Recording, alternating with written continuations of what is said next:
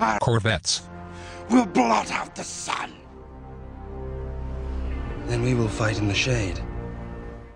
Today I'm going to be telling you everything I know about Corvette design. I'm going to be showcasing what I think are the best designs you can have for your Corvettes, as well as discussing why they are as good as I seem to think they are.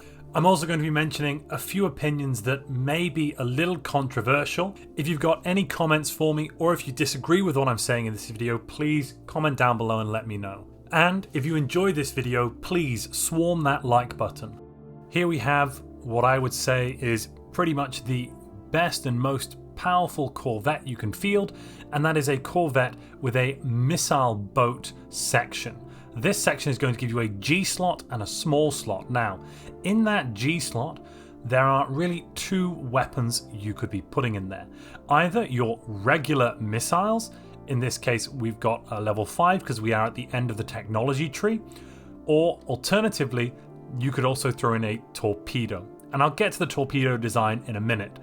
But what's the general gist of what we have going on here? First off, we want to maximize our evasion. This evasion is 90%. We have got there through having a base of 60 from Corvette. The level 4 thrusters has given us an extra 15. And we've got the combat computer as well as an advanced afterburner to push that up. Now, with the combat computer, we've actually gone with a picket. The reason for that, and the reason I haven't gone with Swarm, is going with Swarm whilst I'm also running an advanced afterburner isn't going to boost my evasion any higher. It is capped out at 90%. So I would rather have that plus 30 tracking. If I come up against any Corvettes or destroyers, that is really going to help my weapons lock on target and not be evaded by the enemy. Looking at our aggressive weapon modules, we have gone with, as I said before, the missile and then also a Stormfire autocannon. I'd recommend going with a kinetic weapon in this S slot rather than going with an energy-based weapon. Why is that? Well, your missiles, they're going to completely ignore shield. As you can see here, we have plus 100% shield penetration. But what the Stormfire autocannons won't be doing, they won't be ignoring shield. They'll actually get a plus 50% damage bonus to shields, which means that they'll be firing at shielded ships first, and they'll be knocking shield down while your missiles are ignoring shields and going straight through to hit armor and hull. In terms of defensive modules, we've gone with a hyper shield, a shield. This is basically the best shield you can get until you get to a dark matter kind of shield. Now, you want to maximize your shield hit points. Shields are very, very cost effective for what they are. They cost half the alloys of armor modules of the same hit points, yet they daily regenerate, and some of the best weapons have negative modifiers when shooting at shields. So with all designs, you really do want to maximize the shields you have. Following that, I've gone with crystal plating. Why have I gone with crystal plating over something like armor plating? The main reason is an economic one. You'll notice here my cost is 202 for this missile boat. If I were to swap the crystal plates out for neutronium armor, my cost goes up to 246. And the only real change is a small 0.5 loss in rare crystals. 40 alloys is not the same value as 0.5 rare crystals. That means if I were to run armored ships, I'm going to only be able to run 80% of the number of ships that I would be able to run with these crystal plated ships. When looking at my auxiliary module, I would definitely not recommend going with the auxiliary fire control. You've already got a weapon with 100% accuracy if you're running missiles. There is no benefit to increasing your to hit chance because that only increases your accuracy. And above 100%, it is completely irrelevant. So I would recommend going with something like the afterburners and the combat computer, Picket combat computer. What about the other variety of missile corvette? Well, we could go with torpedoes. What would be the difference? Well, torpedoes get a bonus against armor and they deal a higher rate of damage because they do take longer to fire. They have a cooldown of 21 seconds, but you are going to get a big alpha strike with them. and they fire large individual bursts of damage between 275 and 445 base here with this torpedo. Now that means when you're fighting larger ships like battleships, you are going to find that battleships are able to disengage less if you're using something like torpedoes.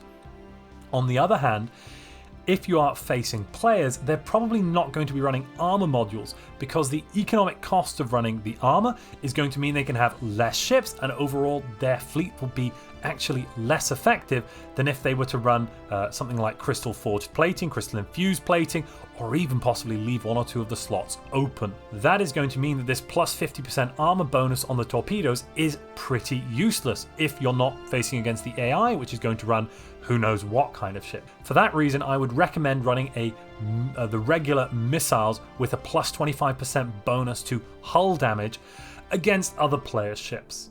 Now there's one other missile type I've not really talked about, and that is the whirlwind missile type. So that's the swarmer missiles or these whirlwind missiles. They have a much lower average damage. Their individual damage per shot is lower. Yes, they have a lower cooldown, so they fire more often, but generally it's not worth taking these. If you're coming up against someone who has fighters or has some sort of picket defense, yes, you're going to get some more missiles coming through, but the damage the savings you've made there, so to speak, is really not worth it. It's actually really not very relevant. You don't want to be degrading your damage output for this possibility of coming up against picket slots or fighters, because even then it's not really going to be worth it. The fighters are still going to take down most of your missiles, and it's really the extra damage you're getting against that matchup is still not going to save you. So I'd recommend going with either the regular missile or the torpedo. Now if you come up against, as I just mentioned, carriers or you come up against picket slots, you are going to find that your missiles are shot down, and that's going to really impact the output of your Corvette. But what can we do about that? Well, now I present to you the Gunboat Corvette. This Corvette has 3 small slots, and it's very similar to the previous design. However, instead of a missile, I've now swapped that out for 1 kinetic and 1 energy weapon. Here I would probably recommend going something like plasma cannon and auto cannon, because you're going to get a lot of extra bonuses to armor and hull with those weapons. It's going to be really, really quite useful. Again, the same logic persists with your defense modules. You want to go with shields and then some crystal plating, I would recommend, once you've run out of power for shields. However, I would at this point say go for an auxiliary fire control. Swap over to the swarm combat computer to keep your evasion at 90%, but do go with the +5 to hit modifier. That is going to be a bonus to your weapons here that don't have an accuracy of 100%. Wherever you can get an auxiliary fire control that gives you an impact to your damage output, I'd probably recommend going with it. Getting a small impact to damage is going to be a small bonus to damage is going to be better, generally speaking, than a small bonus to defense. Aggression is the aim of the game here. But there's one final design I haven't really mentioned. There is the picket section. Well, that's almost the same as a gunboat, but we swapped out 1 small slot for a P slot. Would I recommend you build these ships? No, I would not recommend you ever build picket corvettes. And it might sound like I'm mad, but this picket slot, whether you have the flak artillery or whether you have the point defense to take out missiles, is not going to be worth it. You might as well swap that defensive slot out for this picket slot out for another small slot, or actually better yet, go with a missile boat corvette, because you're going to find that it is better to actually destroy the enemy, attack their ship directly, than attempt to impact one of the weapons they are bringing to bear, whether that is fighters or whether that is missiles. The actual damage output of these weapons is quite a bit lower than the other weapons that this slot takes up, and they really are not even that effective at stopping your enemy's weapons from dealing the damage they're trying to deal. If you're in a fair fight in terms of the resources spent, you really don't want to be going with any picket slots. They're simply not worth it in this iteration of the game. They don't have the actual capability to be effective and prevent the enemy from dealing damage to you with the weapons they are meant to counter. It's quite interesting, but it is always actually better to directly deal damage to the enemy and kill them or make them retreat to prevent them dealing damage to you than to attempt to neutralize one of their weapons.